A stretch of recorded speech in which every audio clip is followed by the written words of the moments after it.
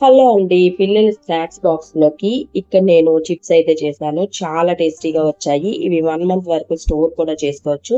కారం చిప్స్ అన్నమాట. చాలా ఈజీగా చేసుకోవచ్చు. చాలా క్రంచీగా కూడానే తప్పకుండా ట్రై చేయండి. అందుకోసం ఒక పాన్ తీసుకొని, ఒక కప్పు వాటర్ తీసుకోండి. ఏ కప్పుతోనైతే బియ్యం పిండి తీసుకుంటామో వాటితోనే తీసుకోవాలి. కొద్దిగా సాల్ట్ వేసుకోండి టేస్ట్‌కి తగ్గ. అలాగే కొద్దిగా పసుపును వేసుకోండి. వేసుకొని కొద్దిగాను వామ్ అయితే వేసుకోవాలి 1 టేబుల్ స్పూన్ వరకు. అలాగే నువ్వులు కూడాను 1 టేబుల్ స్పూన్ వరకు వేసుకోండి. వేసుకొని మరగనివ్వాలి. మరిగిన తర్వాత స్టవ్ ఆఫ్ చేసుకోండి. స్టవ్ ఆఫ్ చేసుకొని ఇక్కడ కారాన్ని కొద్దిగా యాడ్ చేసుకోండి. యాడ్ చేసుకొని బాగా మిక్స్ చేసుకోవాలి. మిక్స్ చేసుకున్న తర్వాత ఈ బియ్యం పిండిని వెంటనే యాడ్ చేసుకోండి. ఇలా బియ్యం పిండిని పొడి పిండి అయితే తీసుకున్నానండి నేను. బయట మార్కెట్‌లోనే తీసుకున్నాను. సో, ఇది అంతా కూడాను మిక్స్ చేసేసుకోవాలనమాట.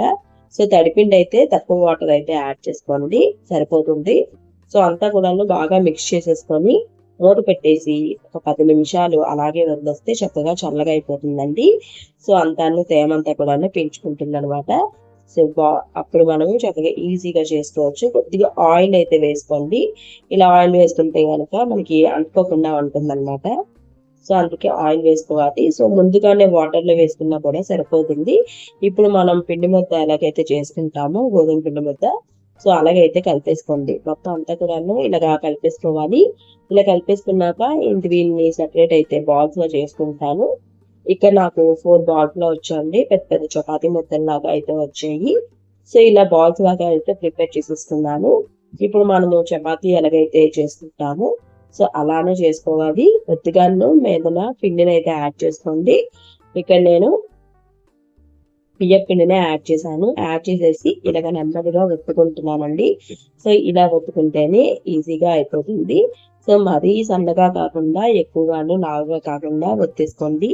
సో, ఈ విధంగాను లైట్‌గాను, థిక్‌గాను ఒత్తేసుకుంటే సరిపోతుందనమాట. సో, నెమ్మదిగా ఒత్తుకోండి. ఎందుకంటే విరిగినట్టు అనిపిస్తది చివర్లంతా కూడాను. సో, ఎప్పుడు బియ్యపు పిండితో చేసుకున్నా కూడాను ఇలానే అనిపిస్తది. సో, నేనిక్కడ నా దగ్గర కట్టర్ ఉందండి. స్పూన్‌తోని కట్టరు. సో, వీటికి మనం కజ్జికాయలు చేసుకుంటాం కదా! సో, అదే కట్టర్ అనమాట. సో, చివర్లన్నీ తీసేసి నేనిక్కడ స్క్వేర్‌గా అయితే కట్ చేసుకుంటున్నాను. సో, మీరు నచ్చిన షేప్‌లో కుకీ కట్టర్స్‌తో గానీ, చాక్‌తో గానీ దేనితోనైనా కట్ చేసుకోవచ్చనమాట. సో, ఈ విధంగా కట్ చేసేసుకుంటే చాలా త్వరగా అయిపోతాయి. మనకి ఒక 15 మినిట్స్‌లోనైతే అంతా కూడాను రెడీ అయిపోతాయన్నమాట అన్నీ కూడాను.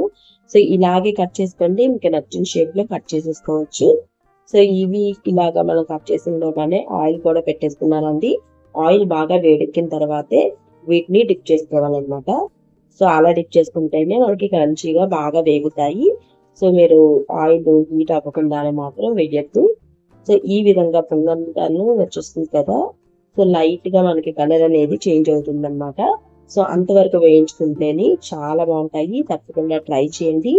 అండ్ ఎలా వచ్చాయో తప్పకుండా కామెంట్ చేయండి. అండ్ వీడియో నచ్చితే తప్పకుండా లైక్ చేసి, సబ్స్క్రైబ్ చేసుకోవడం అస్సలు మర్చిపోకండి.